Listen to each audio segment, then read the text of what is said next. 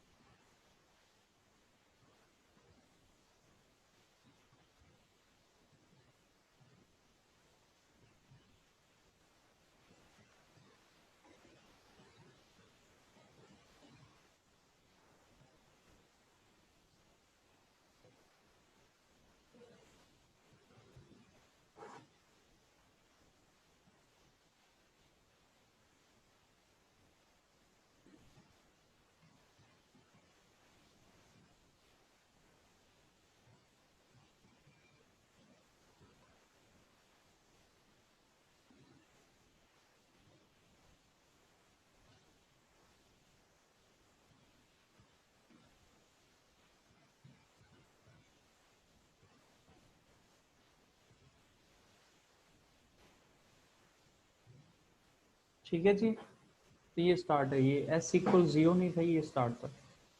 तो यहाँ तक आपको मेरा हाल बात समझ आ गई कि answer is equal to one जो है वो सेकंड कॉल में हम दोबारा पास कर रहे हैं। और सेकंड कॉल में जब दोबारा से वो कॉल जाएगी तो ये सेगमेंट वेरिएबल नहीं है, ये नॉर्मल वेरिएबल है। इक्वल इक्वल होगा, दोनों केसेस में बाइंडिंग रिटर्न होगी।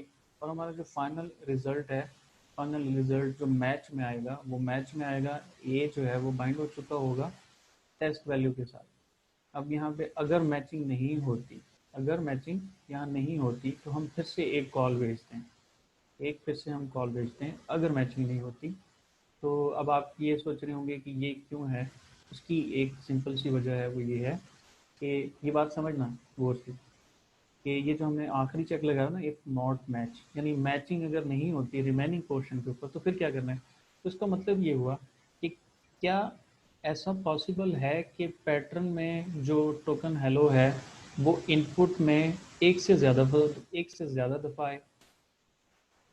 मैं रिपीट कर रहा हूँ, क्या पैटर्न के अंदर जो हेलो का टोकन है, क्या ये पॉसिबल है कि ये इनपुट में एक ही दफ़ा आए या एक से ज़्यादा दफ़ा आए। आंसर इसका ये है कि पॉसिबल है कि ये हेलो जो है वो एक से ज़्यादा दफ़ा पे भी आ रहा हो इनपुट के अंदर। हेलो ज़रूरी नहीं है कि एक ही दफ़ा आएगा, या कोई भी पैटर्न का टोकन है वो ज़रूरी नहीं है कि इनपुट में एक ही दफ़ा आएगा, एक से ज़्यादा दफ़ा भी आ सकता है। अगर ये एक से ज़्यादा दफ़ा आता है, अगर ये एक से ज़्यादा दफ़ा आएगा तो फिर क्या होगा। फिर यहाँ पे पॉसिबिलिटी है कि अगर पहला हेलो पहले हेलो के साथ मैच नहीं कर रहा तो दूसरे वाले हेलो के साथ शायद मैच कर रहा हो, और दूसरे के साथ नहीं कर रहा तो फिर शायद तीसरे के साथ कर रहा हो। ठीक है ना। तो उसका जो सोल्यूशन है वो ये है कि अगर पहला वाला हेलो जो है वो मैच नहीं कर रहा, तो जब आप सर्च करते हो, जब आप सर्च करते हो, उस टर्म को सर्च करते हो, तो हम क्या कर रहे हैं, अगली दफ़ा जब मैच सेगमेंट को कॉल कर रहे हैं, उसी फंक्शन को यहाँ देखें दोबारा कॉल कर रहे हैं, उसी वेरिएबल, उसी पैटर्न, उसी बाइंडिंग, सारी चीज़ें वही हैं।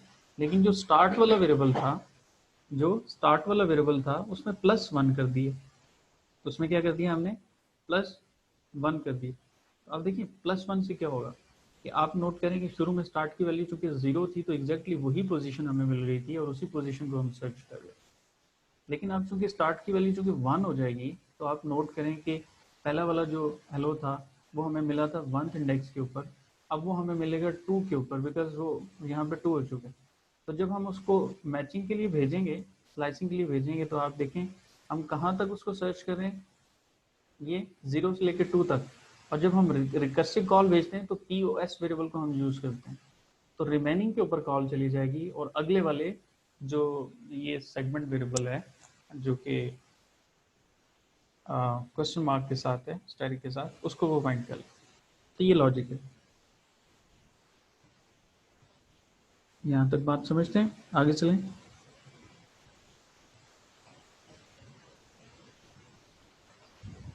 ये ओवरऑल बात ऊपर से ही गई है।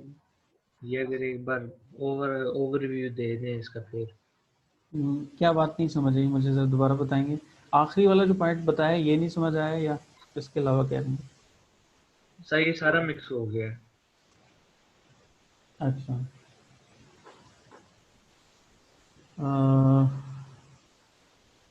मैंने सिंपली ये बताया कि अभी हम सेगमेंट मैचिंग की लॉजिक को स्टडी कर रहे हैं, और ये जो पहली वाली कॉल है, पहली वाली कॉल, इस कॉल में चूंकि है ही सेगमेंट वेरिएबल, पैटर्न में और कुछ भी नहीं है, सिर्फ सेगमेंट वेरिएबल। तो फिर हमने कहा था कि सेगमेंट वेरिएबल एक ऐसा वेरिएबल है जो 0 या 0 से ज़्यादा वैल्यूज़ के साथ बाइंड हो सकता है। सो मैं ये कह रहा हूँ टेस्ट, हेलो, लाजा, सारी वैल्यूज़ के साथ ये बाइंड होगी। ये बाइंडिंग की लॉजिक समझ नहीं आई है, कोड की बात कर रहे हैं हम, ऐसा? सब बाइंडिंग की लॉजिक की। ओके, तो ये जो मैंने पहला पॉइंट बताया ये समझ आ गया कि चूंकि आ पैटर्न गया में कुछ भी नहीं या था, आपने उसको तीनों के साथ कर दिया। सारे के साथ मैच हो जाएगा। 3 की जगह 300 होते, 3000 होते, सब के साथ मैच हो। दूसरा ये कि अगर पैटर्न के अंदर शुरू में सेगमेंट वेरिएबल है और फिर कुछ कुछ पैटर्न्स हैं, तो फिर उन पैटर्न्स को हमें इनपुट में सर्च करना है। तो सर्चिंग की लॉजिक ये है कि हम पोजीशन गेट करते हैं, फिर उस पोजीशन को यूज़ करते हुए हम मैचिंग को करने की कोशिश करते हैं। तो हेलो को सर्च किया, इनपुट में हेलो हेलो के इक्वल मिल गया हमें। फिर एलाजा को सर्च किया, लाजा लाजा यहाँ पे मिल गया हमें। उसके बाद कोई टर्म थी नहीं, तो जो हेलो है वो, चूंकि इस हेलो से पहले कुछ भी नहीं था इनपुट में, इस हेलो से पहले कुछ होता तो उसके साथ ए बाइंड होता, क्योंकि कुछ भी नहीं था तो फिर वो एम्प्टी लिस्ट के साथ बाइंड हो गया, बिकॉज सेगमेंट वेरिएबल 0 वैल्यू के साथ भी बाइंड हो सकता है, तो एम्प्टी लिस्ट के साथ बाइंड हो गया। अब यहाँ पे सपोज इनपुट में हेलो से पहले होता हाई, इनपुट में हेलो से पहले क्या होता है हाई, तो हाई जो है वो बाइंड हो जाता है किसके साथ, ए के साथ, बिकॉज इसके शुरू में कोई टर्म ऐसी होनी चाहिए जो सेगमेंट वेरिएबल के साथ बाइंड करें हम, क्योंकि बाकी बाइंडिंग हो रही है। तो अगर तो वो टर्म होगी तो सेगमेंट वेरिएबल को असाइन होगी, अगर वो टर्म नहीं होगी तो सेगमेंट वेरिएबल एक एम्प्टी लिस्ट के साथ बाइंड हो जाएगा। क्लियर? ये सर जैसे नेक्स्ट कॉल में देखें कि इनपुट में अब क्या आ चुका है, हेलो से पहले टेस्ट आ चुका है, तो अब हेलो हेलो की इक्वल है, एलाइजा एलाइजा की इक्वल है, तो टेस्ट जो है वो ए के साथ बाइंड हो गया। देन अगली कॉल जो है उसमें देखें कि इनपुट के पैटर्न के अंदर क्वेश्चन मार्क स्टैटिक शुरू में आ चुका है, यानी सेगमेंट वेरिएबल आ चुका है, फिर हेलो है और फिर अगेन एक सेगमेंट वेरिएबल। अब देखें, यहाँ आपको बात समझ आएगी कि शुरू वाला सेगमेंट वेरिएबल तो किसी भी वैल्यू के साथ बाइंड हो सकता है। हमें करना ही है कि जो पैटर्न है उस पैटर्न का पहला टोकन पिक करना है। तो पैटर्न का पहला टोकन है हेलो, मैं उसको इनपुट में सर्च करूंगा तो मुझे ये यहाँ पे मिल जाएगा। जब ये यहाँ पे मिल गया तो एक चीज अंडरस्टूड है कि इस टोकन से पहले वाला जो टेस्ट टोकन है वो ए के साथ बाइंड हो सकता है, अगर राइट साइड की बाइंडिंग सक्सेसफुल हो जाए तो राइट साइड पे फिर से हेलो के बाद आ रहा है सेगमेंट वेरिएबल। सेगमेंट वेरिएबल के बाद अगर यहाँ पे कोई और टर्म होती तो उसको इनपुट में सर्च किया जाता, लेकिन चूंकि सेगमेंट वेरिएबल के बाद कोई और टर्म नहीं है तो हेलो के बाद जितना भी सेगमेंट है सारा का सारा वो बी के साथ बाइंड हो जाना चाहिए। ठीक है, सो ए जो है वो टेस्ट से बाइंड हुआ और बी रिमेनिंग सेगमेंट के साथ बाइंड। क्लियर? क्लियर है।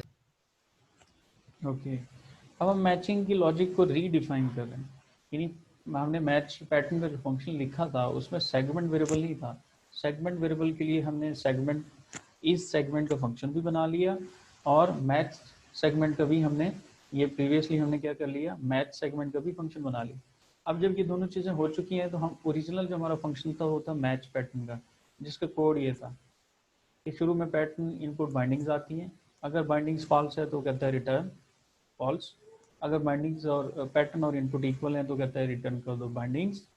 अगर वेरिएबल है, इफ इज वेरिएबल, अगर वो वेरिएबल है तो वेरिएबल की लॉजिक जो है वो हमने लास्ट टाइम डिस्कस की कि वेरिएबल को अलग करो और मैच वेरिएबल को उस वेरिएबल के साथ, उस इनपुट के साथ और बाइंडिंग के साथ भेज दो, और जो है वो बाइंडिंग अगर होती है तो कर लो।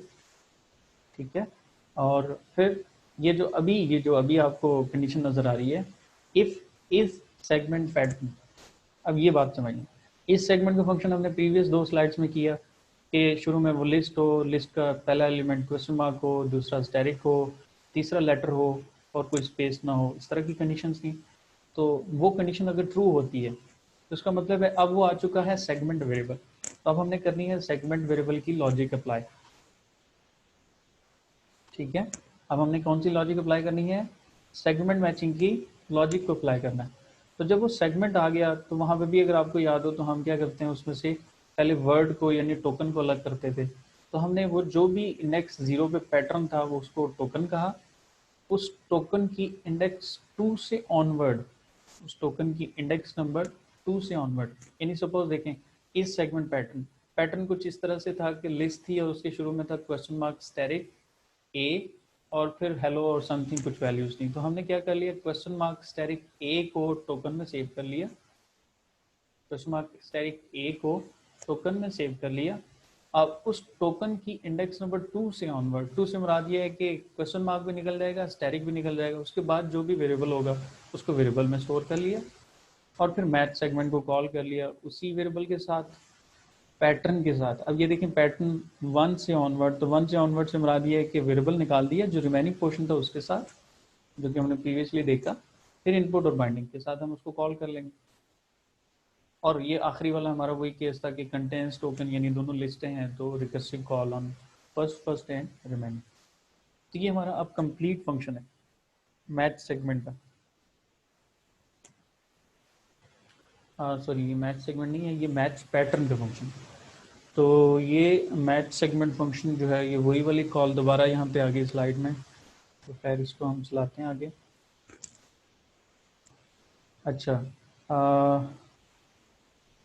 चलें इसको इसको दोबारा देखते हैं, फंक्शन वही है लेकिन कॉल डिफरेंट है ताकि आपको मज़ीद कॉन्सेप्ट बेहतर हो सके। तो पैट मैच की कॉल देखें हम। अब पैटर्न मैचर जो है ये एक्चुअली यहाँ पे देखें, ये पैटर्न मैचर कॉल हो रहा है।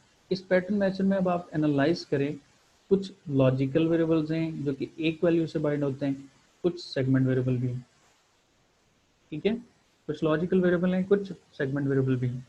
तो सबसे पहले क्या होता है पैटर्न मैचिंग की अगर हम बात करें, तो ये जब सारा का सारा पैटर्न है, ये सारा का सारा जो पैटर्न है, तो एक्चुअली क्या होना चाहिए कि सबसे पहले ये देखा जाता है कि क्या जो पैटर्न है उसके साथ ये जो वैल्यू ए है ये ए के इक्वल है। ये देखें तो इक्वल वाला केस तो हो जाएगा, ये ए के इक्वल है, तो जब दोनों इक्वल होते हैं तो पुरानी बाइंडिंग रिटर्न होती है। फिर इस एक्स को क्वेश्चन मार्क एक्स को बी के साथ चेक किया जाएगा, तो क्वेश्चन मार्क एक्स जो है वो एक लॉजिकल वेरिएबल, यहाँ बाइंडिंग होगी, एक क्वेश्चन मार्क एक्स बाइंड होगा बी के साथ। फिर आ गया सेगमेंट वेरिएबल। अब यहाँ से ऑनवर्ड बात शुरू हो जाएगी सेगमेंट मैचिंग में। तो हमें पता चला ये सेगमेंट वेरिएबल है, ठीक है। तो सेगमेंट वेरिएबल को सी डी ई और एफ के लिए कॉल भेजनी है हमें। तो सेगमेंट वेरिएबल से ऑनवर्ड जो टर्म होती है उसको इनपुट में फाइंड किया जाता है। ये देखिए सेगमेंट वेरिएबल से ऑनवर्ड क्या है ई, ठीक है। तो हम यहाँ बी तक जो है वो मैचिंग कर चुके थे, सी से ऑनवर्ड ई को सर्च किया जाएगा। सी से ऑनवर्ड ई को जब सर्च करेंगे तो ये यहाँ मिलेगा हमें, सी और डी जो है, सी और डी को छोड़ के हमें ई मिल रहा है, और ई के इक्वल है और एफ के इक्वल है। इसका मतलब है कि सेगमेंट वेरिएबल वाई जो है वो सी और डी के साथ बाइंड हो सकता है। सो हमारी आउटपुट देखें, फाइनल आउटपुट, ये मैंने तो आपको फाइनल आउटपुट बता दी ना, ये देखिए आखिर में देखिए एक्स बाइंड हो गया बी के साथ, वाई बाइंड हो गया सी और डी के साथ। तो ये हुआ कैसे, अब इसको इसको हम चला रहे हैं वन बाय वन। हमारा पैटर्न था A question mark asterisk Y E and F. हमारी इनपुट थी A B C D E F और बी जो था वो नन था शुरू में। तो जब हमने फंक्शन को रन किया तो हमें ये पता चला कि जो पैटर्न है और जो इनपुट है वो दोनों इक्वल भी नहीं है, ठीक है। पैटर्न ये सारा का सारा है, ये सारी सारी इनपुट है, कोई सेगमेंट वेरिएबल भी नहीं है, इस वेरिएबल भी नहीं है। तो आखिरी जो कंडीशन होती है कि फर्स्ट के ऊपर पैटर्न मैचर की कॉल भेज दो और रिमेनिंग पे कॉल भेज दो। तो जब फर्स्ट पे कॉल जाती है तो यहाँ से आएगा ए, पैटर्न हो जाएगा ए, इनपुट हो जाएगी ए और बी हो जाएगा एम्प्टी लिस्ट। अब देखें जब ये पैटर्न ए है और इनपुट भी ए है तो ये इक्वल वाली जो कंडीशन है हमारे पैटर्न मैचर में वो हो जाती है ट्रू, यहाँ से रिटर्न हो जाता है एम्प्टी लिस्ट। और वही एम्प्टी लिस्ट जो है वो रिमेनिंग कॉल जो थी ना X Y E F, remaining call input में से B C D E F और बी को एक एम्प्टी लिस्ट मिल जाएगा। जब जब ये लिस्ट रहेगी तब तब यही वाला काम चलता रहेगा। अगली दफ़ा जब इसको हम चलाएंगे तो फर्स्ट पे जब कॉल जाएगी, फर्स्ट है क्वेश्चन मार्क एक्स, इनपुट का फर्स्ट है बी, तो ये अब चूंकि नज़र आ रहा है कि ये इज़ वेरिएबल वाली कंडीशन ट्रू होगी क्योंकि क्वेश्चन मार्क एक्स है, तो यहाँ बाइंडिंग हो जाएगी कि एक्स बाइंड हो जाएगा बी के साथ। तो ये जो भी रिजल्ट है ये पुरानी वाली कॉल को मिला और इसका रिमेनिंग जो था वो था स्टैटिक बी ई एफ और इनपुट का रिमेनिंग था सी डी ई एफ। ये कॉल चलेगी। अब जब ये कॉल चलेगी तो अब हमें अगेन नज़र आ रहा है कि दोनों लिस्टें हैं, ठीक है, दोनों क्या हैं, लिस्टें हैं। लेकिन मसला ये है कि इस लिस्ट के शुरू में अब आ गया सेगमेंट वेरिएबल, तो यहाँ से कॉल हो जाएगा सेगमेंट वेरिएबल फंक्शन। ये सेगमेंट वेरिएबल, तो सेगमेंट वेरिएबल का जो वेरिएबल है हम सबसे पहले वो अलग करते हैं, आपने देखा प्रीवियस वाले केस में। और सेगमेंट जो पैटर्न है, जो सेगमेंट का जो पैटर्न है वो क्या बनेगा, वो बनेगा ई और एफ। ये उससे बाद जो पैटर्न होता है वो हम अलग करते हैं, ई और एफ। और सेगमेंट की जो इनपुट है वो है सी डी ई एफ, ठीक है। सेगमेंट की जो इनपुट है वो क्या है, सी डी ई एफ। और ये क्या है, सेगमेंट एस बी एक्स जो है वो बाइंड हुआ था बी के साथ। हाँ, ये सेगमेंट की बाइंडिंग है, जो पुरानी वाली बाइंडिंग थी कि एक्स जो है वो बी के साथ बाइंड हुआ था। स्टार्ट ये वही एस टी स्टार्ट 0। अब यहाँ सेगमेंट मैचिंग की कॉल होगी। जब सेगमेंट मैचिंग होती है तो मैंने आपको बताया था कि एक्चुअली इस ई को इनपुट में सर्च किया जाएगा, ये ई यहाँ मिल जाएगा, फिर एफ को एफ के साथ चेक किया और सी और डी को बाइंड कर दिया जाएगा। तो इन शॉर्ट ई और एफ की कॉल गई, आप देखिए सी और डी जो है वो यहाँ पे था और फाइनल हमारी बाइंडिंग जो है वो वाई के साथ हुई और वाई जो है वो सी और डी के साथ बाइंड हुई। तो ये हमारी एक कॉल थी, बड़ी इंपॉर्टेंट कॉल है ये, इसको समझना है आपने क्योंकि इसमें पुराने फंक्शंस यूज़ हो रहे हैं। तो अगर आप जो है वो फॉलो नहीं करेंगे तो ये जो कोड है ये आपको समझ नहीं आने वाला। फाइन, आगे चलते हैं। अब हम कह रहे हैं कि जो हमारा मैच पैटर्न है विद मैच सेगमेंट, उसकी हम कंप्लीट ट्रेसिंग करते हैं। ये एक्चुअली हमारा ये मेन फंक्शन है। अब नोट करें, शुरू में आ गया क्वेश्चन मार्क स्टेरिक एक्स, इसका मतलब सेगमेंट वेरिएबल, फिर है स्टडिंग, फिर सेगमेंट वेरिएबल, फिर है फ्रॉम, अगेन सेगमेंट वेरिएबल, फिर है डेज। तो हमारी जो ओरिजिनल इनपुट है, अब ये जो है ना, पहले हमने ए बी सी डी के साथ किया, आपको शायद उस तरह बात समझ ना आई हो। अब ज़रा समझें कि सपोज हमने सिस्टम को input the, I am studying online courses from last 60 days. I am studying online courses from last 60 days, ये मेरी इनपुट है। इसके अगेंस्ट सिस्टम में बहुत सारे पैटर्न सिस्टम में सेव होते हैं। हम एज्यूम कर रहे हैं कि इसके अगेंस्ट जो सिस्टम में पैटर्न सेव है, जिसको हम वेरीफाई करना चाह रहे हैं कि क्या ये मैच होता है इस पैटर्न के साथ, अब वो है क्वेश्चन मार्क स्टेरिक एक्स स्टडिंग question mark asterisk D from asterisk N days. अब क्या यहाँ मैचिंग होती है, तो मैचिंग की सिंपल लॉजिक ये है कि अगर पैटर्न के अंदर सेगमेंट वेरिएबल आ जाए, आ गया सेगमेंट वेरिएबल शुरू में, सेगमेंट वेरिएबल आ गया, जब सेगमेंट वेरिएबल आ जाए तो फिर उसके बाद जो भी टोकन है वो है स्टडिंग, उसको इनपुट में सर्च करो। हमने इनपुट में स्टडिंग को सर्च किया तो ये लोकेशन नंबर 3 के ऊपर हमें मिल गया। ये इससे हमें ये पता चल गया कि इससे प्रीवियस वाले जो 2 टोकन है आई एम, ये एक्स के साथ बाइंड हो जाएंगे, हो जाने चाहिए।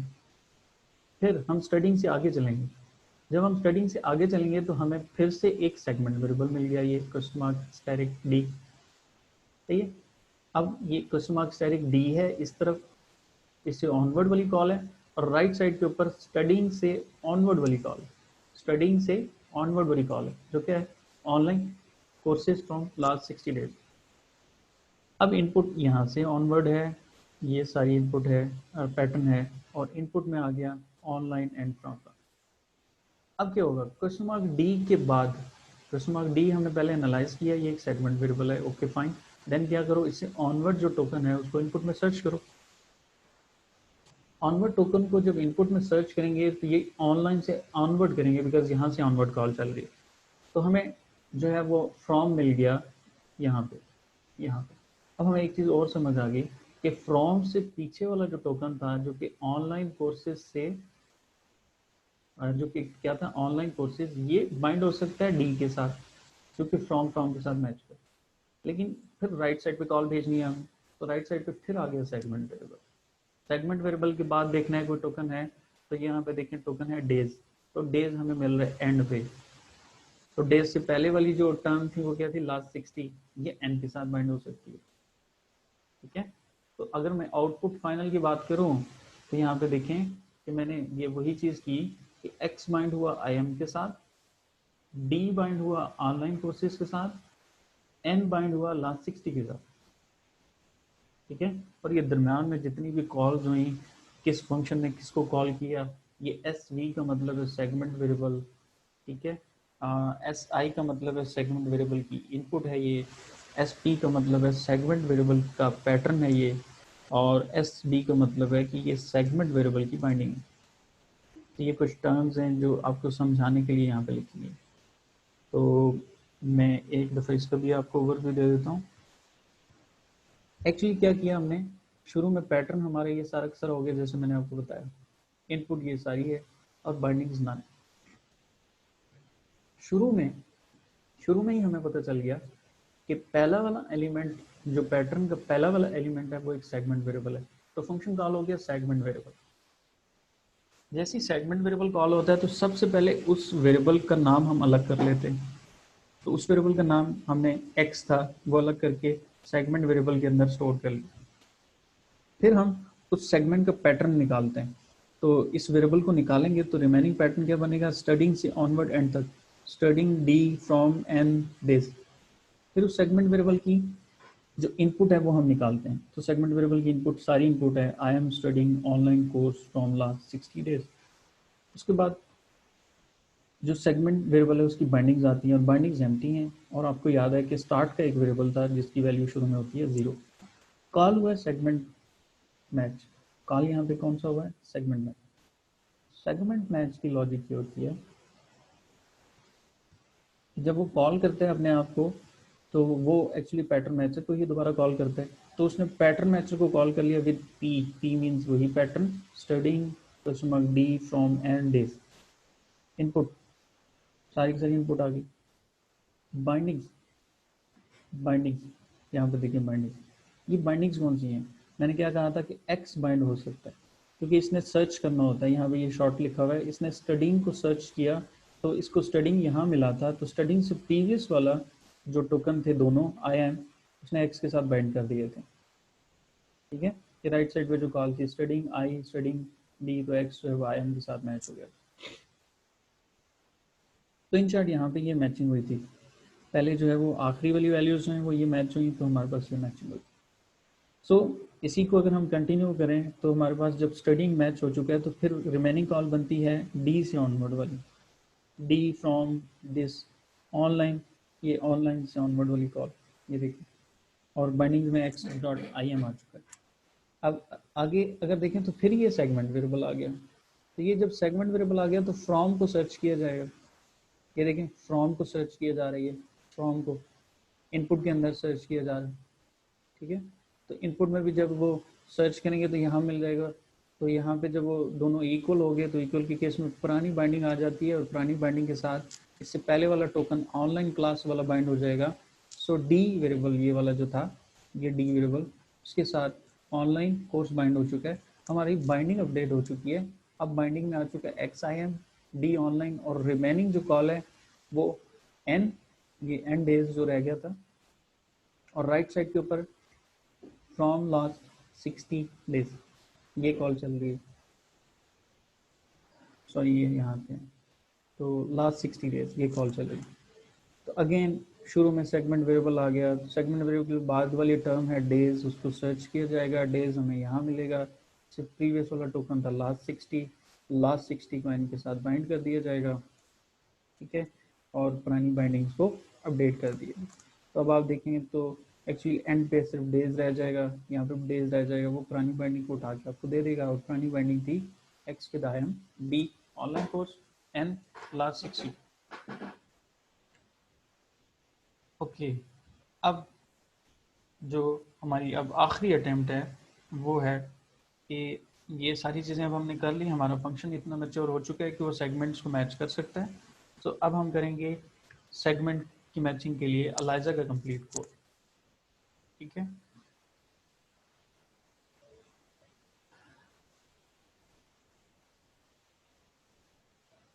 जी कंटिन्यू करें।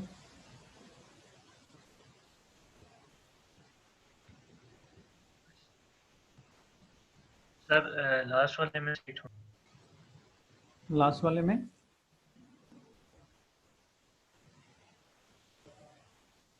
क्या कह रहे हैं? लास्ट वाले में क्या? ऐसा ना, आपकी आवाज़ नहीं आ रही। सर लास्ट वाले में से ये क्वेश्चन है कि अगर आखिर में उसके ना होता। मैं लास्ट सर अब आ रही है? ड्रॉप हो रही है, बट आप शायद लास्ट स्क्रीन से क्वेश्चंस कर रहे हैं, तो मैं लास्ट स्क्रीन पे आ चुका हूँ। बताइए क्या कह रहे हैं।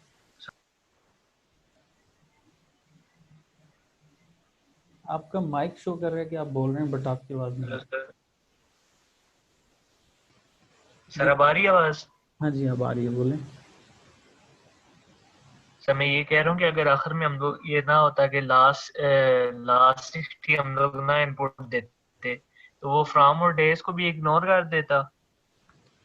आखिर पे अगर लास्ट 60 ना होता तो क्या होता? एक मिनट देख ले। फ्रॉम और डेज लास्ट 60, लास्ट 60 अगर इनपुट में ना होता, ये कह रहे हैं ना?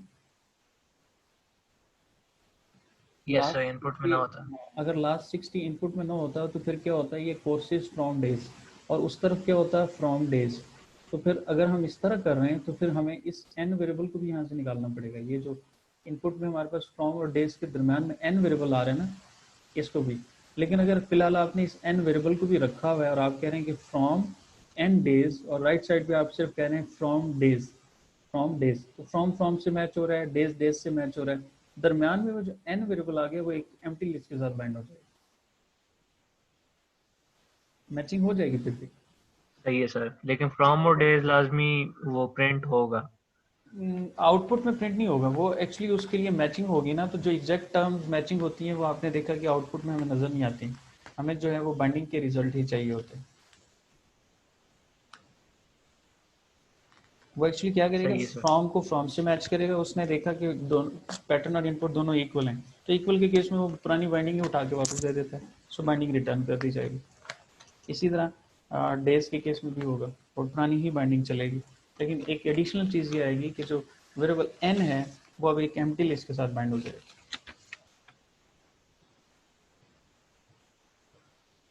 सही है सर। ओके।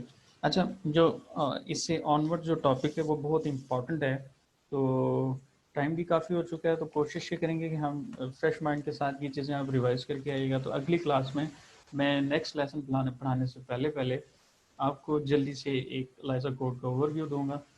इसकी वजह से वीडियोस भी अवेलेबल हैं, अगर आप देख के आएंगे तो मज़ीद आपके लिए आसान हो जाएगा। ठीक है, तो फिर हम इसको एक दफ़ा देख लेंगे।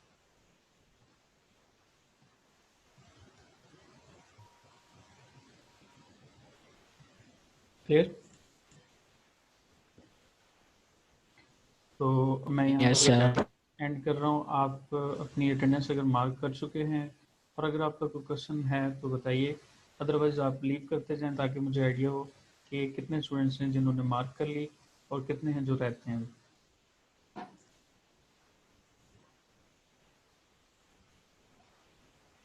ओके सर, अल्लाह हाफिज़। ओके जी, अल्लाह हाफिज़।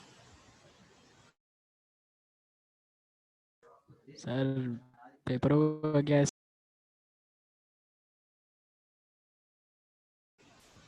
क्या पूछें आप? पेपर्स का क्या? सर वही कैंपस का मतलब फाइनल हो गया डिसीजन, क्या कुछ तैयारी शुरू कर? नहीं, अभी तक तो डिसाइड नहीं हुआ, बिकॉज आपका एक तो अभी टाइम भी काफ़ी है आपका, और तो दूसरा ये है कि मैंने आपको उस दिन भी बताया था कि ये जो जो यूनिवर्सिटीज़ ऑनलाइन जो ऑफलाइन ले रही थी ना पेपर्स, वो भी ऑनलाइन की तरफ आ गई, क्योंकि उनको भी यूनिवर्सिटी ओपन करने का ऑर्डर नहीं है अभी फ़िलहाल। तो अभी तो फ़िलहाल नहीं है चांसेस, आगे चल के क्या होता है कुछ नहीं कह सकते, क्योंकि अभी आपका टाइम बहुत है तो डिसाइड नहीं कर सकते। वही ना सर, नहीं तो मैं पूरी तैयारी करनी पड़ेगी बड़ा।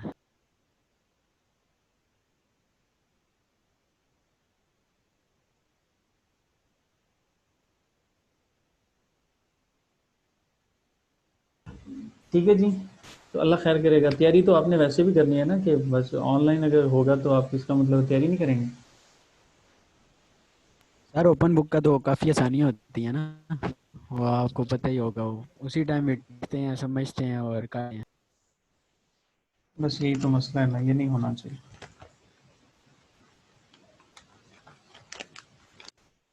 चलें बहरहाल, अल्लाह खैर करे।